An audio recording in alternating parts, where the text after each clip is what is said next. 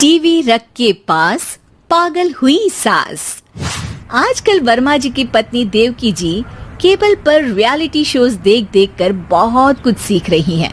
जैसे आज तो वो सुबह सुबह बेसुरे आलाप ले रही हैं। सारे गामा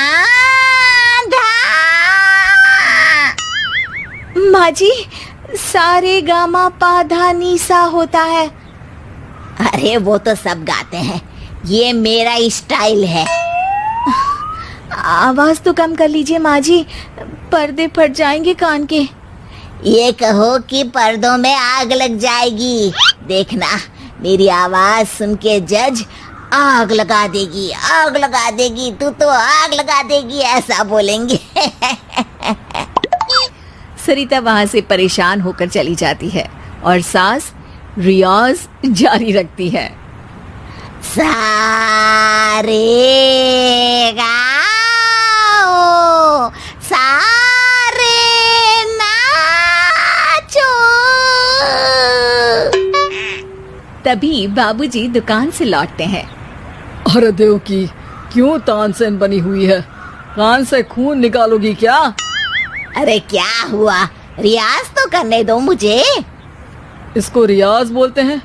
ऐसा लग रहा है जैसे घोड़े हिना रहा है। घोड़े पे बैठ के ही बम्बई जाऊंगी मैं तो, जब जज साहब कहेंगे कि देवकी तुम मुंबई आ रही हो।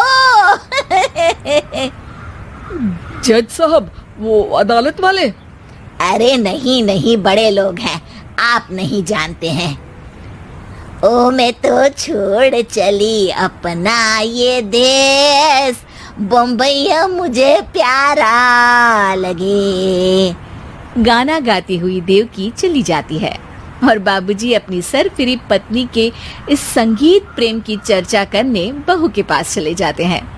अरे सरिता बेटा, सुनो तो, ये तेरी सास को क्या हुआ है बेटा? सुबह तो अच्छा भला छोड़कर गया था इसे। सिंगर बनेगी अब वो। सिंगिंग रियलिटी शो में जाने की सुबह से तैयारियां चल रही हैं इनकी।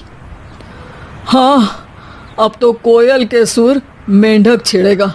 हे भगवान, सद्बुद्धि दो इसे। इधर बाबूजी भगवान को कहते हैं और उधर राधा रानी प्रकट हो जाती है, देवकी की मोहल्ले की सबसे पक्की दोस्त। क्यों री देवकी, काहे इतना गला फाड़ रही है? कोई चीखने चिल्लाने का कंपटीशन है क्या? अरे ये देख, नया सिंगिंग शो, मैं भी गाऊंगी, हिंदुस्तान के दिलों की धड़कन बनूंगी। अरे इतना बेसुरा गा के दिलों की धड़कन नहीं, दिलों का अटैक बन जाएगी। इससे तो अच्छा है कि नाच ही ले। वैसे भी दिन भर मोहल्ले में नाचती तो रहती है तू, कभी इसके घर कभी उसके घर। देवकी को समझ में आ जाता है कि उसका गाना किसी को पसंद नहीं आ रहा। अगले दिन सरिता देखती है कि सास पैरों में घुंघरू बांध के नाच रही है। अरे माँ जी, क्या मंजुलिका बनी हुई है आज आप? अरे नाचने दे बहू, जब तक है जान जाने जहां मैं नाचूंगी। अरे माँ जी, अभी जान निकल जाएगी इतनी जोर से नाचेंगी तो। अरे अरे, क्या कर रही हो? अरे दिख नहीं रहा, डांस कर रही हूँ। अरे जैसी तुम्हारी हरकतें हैं, तुमको तो नागिन डांस करना चाहिए। वो भी करूंगी, भांगड़ा भी करूंगी। देखना, जज मुझे देख के स्टैंडिंग ओवेशन देंगे। हाँ, स्टैंडिंग ओवेशन तो देंगे ही, ताकि खड़े होकर वहां से भाग सके तुम्हारा डांस देखकर। अरे कुछ ढंग की चीज करो, ये रोज क्या नया शुरू कर देती हो? सास को लगता है कि उसका डांस का सीन भी बिगड़ गया। अब वो टीवी देख के कोई और कलाकारी ढूंढने लगती है। तभी उसे टीवी पर खतरों के खतरनाक खिलाड़ी शो दिखता है, जिसमें लोग अलग अलग स्टंट करते हैं। बस देवकी को नया काम मिल जाता है। अगले दिन सुबह देवकी डंबल लेकर कसरत करने लगती है। माँ जी, ये क्या कर रहे हैं आप? अरे खली जैसे बनकर खलबली मचा दूंगी।